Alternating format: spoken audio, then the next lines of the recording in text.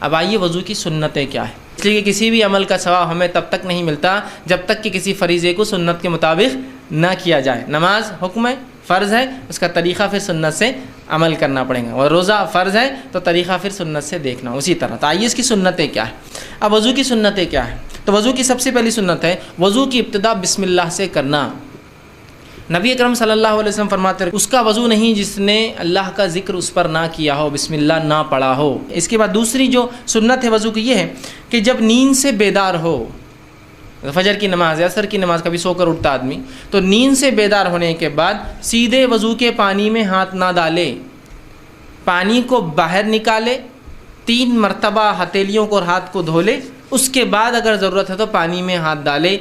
تیسری چیز جو سنت ہے وضو کی وہ یہ ہے کہ وضو سے پہلے مسواک کرے۔ اب ہاتھ دھو لیا آپ نے، اس کے بعد مسواک کرے، وضو شروع ہو بسم اللہ کہا، ہاتھ دھویا، مسواک کرے اس سے پہلے، ٹھیک۔ اس کے بعد چوتھی چیز جو آپ یاد رکھیں گے کلی کا کرنا، کلی کا کرنا یہ چوتھی سنت ہے، کلی کرے۔ اور مزمز کہتے ہیں عربی زبان میں، پانی کو منہ میں لینا، منہ میں لے کر آگے پیچھے کرنا تاکہ اس سے اگر کوئی غلاظت، کوئی چیز، کوئی کھائی ہوئی چیز باقی ہو تو نکل جائے۔ بہت سے لوگ کلی کرتے ہیں، پانی لیتے اور ہڑبل کی پانی گر جاتا، اور اس کے بعد تھوکنا ہے اس پانی میں، اسی کو کہتے ہیں کلی۔ 5ویں سنت جو نماز کی ہے اس کو بھی علماء فرائض میں شامل کرتے ہیں کچھ علماء، وہ یہ ہے ناک میں پانی لینا۔ میں ترتیب میں جا رہا ہوں پورا سیکوینس میں، جیسا فرائض ویسی سنت ترتیب میں۔ ناک میں پانی لینا، ناک میں پانی لینا یہ وضو کی سنت ہے، یاد رکھیے۔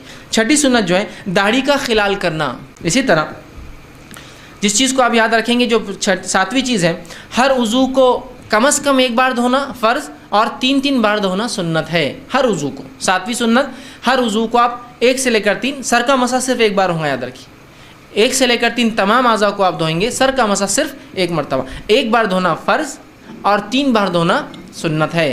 8واں کانوں کے اندرونی حصے اور بیرونی حصے کو دھونا لیا، سر کا مسح کیا اور اسی بچے پانی سے آپ کرتے تھے، اندر ڈالا اور یوں کر کے دونوں آپ نے کر لیا کان ہوئے۔ اس کے بعد نبی کے رسول پھر انگوٹھوں سے اپنے ہاتھ کے کانوں کا بیرونی حصہ صاف کرتے۔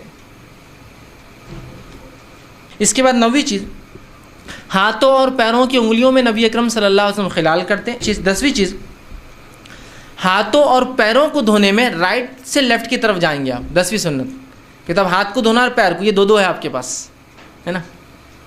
آنکھیں بھی 2 ہے لیکن ایک جگہ ہے، کان بھی 2 ہے ایک ہی جگہ لگے ہوئے، ٹھیک، اور ان کو ایک ساتھ کرنا ہے۔ لیکن جب معاملہ ہاتھ اور پیر کا آئیں گا، 2 الگ سپریٹ اینٹیٹی ہے، تو پہلے سیدھا ہاتھ دھوئیں گے اور پھر الٹا، پہلے سیدھا پیر دھوئیں گے پھر الٹا، اس لیے کہ نبی اکرم صلی اللہ علیہ وسلم ہر کام سیدھے سے الٹے کی طرف جاتے، کنگھی سیدھے سے الٹا، وضو سیدھے سے الٹا، کپڑا پہنتے سیدھے سے الٹا، بال جماتے، بال ترشواتے، ناخن کاٹتے سیدھے سے الٹا۔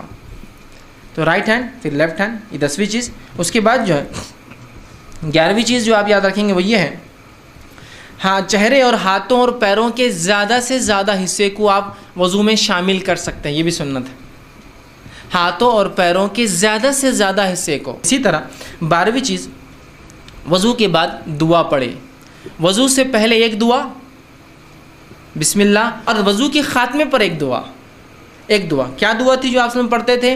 آپ صلی اللہ علیہ وسلم کے تعلق سے آتا ہے اور آپ صلی اللہ علیہ وسلم فرماتے ہیں، صحیح مسلم کی اور جامع ترمذی کی روایت ہے کہ نبی اکرم صلی اللہ علیہ وسلم جو وضو کرتے تھے پڑھتے اشہد ان لا الہ الا اللہ وحدہ لا شریک لہ واشہد ان محمدا عبدہ ورسولہ اللہم اجعلنی من التوابین واجعلنی من المتطہرین۔ یہ دعا کہ میں گواہی دیتا ہوں کہ اللہ کے سوا کوئی معبود برحق نہیں، اور میں گواہی دیتا ہوں کہ محمد اس کے بندے اور رسول ہے۔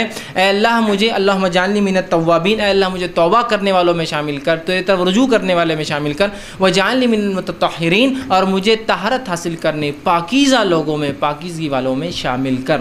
یہ دعا کر آپ صلی اللہ علیہ وسلم فرماتے ہیں جو شخص وضو کرے مکمل اچھے سے کریں، اس کے بعد یہ پڑھے، یہ دونوں چیزیں گواہی دے اور یہ دعا پڑھے، تو جنت کے 8 دروازے روز قیامت اس کے لیے کھول دیے جائیں گے، جس میں سے چاہے اس میں سے داخل ہو جائے۔